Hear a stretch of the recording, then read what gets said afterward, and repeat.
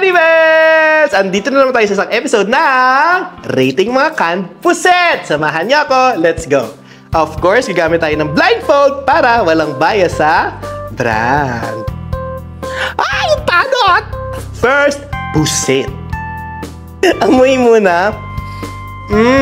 Ang dami kong naalala, nung lalaki pa ako. Oh, gosh. But it's not in a bad way, ha? Don't get me wrong. Oh, medyo makapal yung sabaw niya. Lasa ko yung ink, so medyo makapit yung amoy niya sa bibig. So, huwag ka makikipag-kiss after. Oh my God. Hindi ko ma-distinguish kung chewy ba siya or malambot. Para siya nasa borderline. Medyo salty siya for me, 8 out of 10. Kasi may hinahanap akong linamnam sa puset. And since tatlo sila, third ko muna siya. So, next, pusit!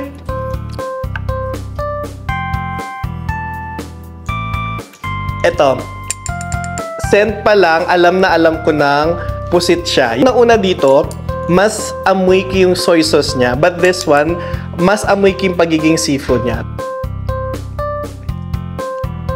Mas gusto ko to. Yung thickness ng sauce, parang nasa medium consistency. Light lang siya, pero andun yung hints ng squid ink. And hindi siya kaalatan compared sa nauna. Buo! Baby squid! Oh my God, may nakain akong baby squid. Nahiwalay siya sa pamilya niya. Alam mo yung squid na may laman? Ano ba yun? Laman niya ba or itlog? Basta meron siyang stuffing sa loob. Nagpapadagdag and sobrang lambot. Mas tender. Siguro dahil mas bata yung squid nito. Ang pangit pakinggan. So ito, bibigyan ko ng 9.5 out of 10. Next, pusit. Ay, ito wala masyadong amoy. Mamaya naisinghot ko na. Parang toyo lang. Pero masarap yung squid. Ito ang perfect na luto ng squid. Yung sabaw lang, bigyan ko to ng 7.5 out of 10. Hindi ko malasahan dun yung pinaka-squid niya. 7.5 kasi yung squid niya malambot and malalaki yung hiwa. So, yung huli, ang akin, yun ang third place ko. Yung pangalawa, yung first place ko. Second place yung unang-una.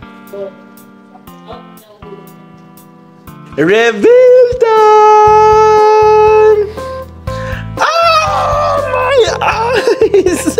Liwanag, Diyos ko, Lord. Ayan! O, ito ang bubuksan ko.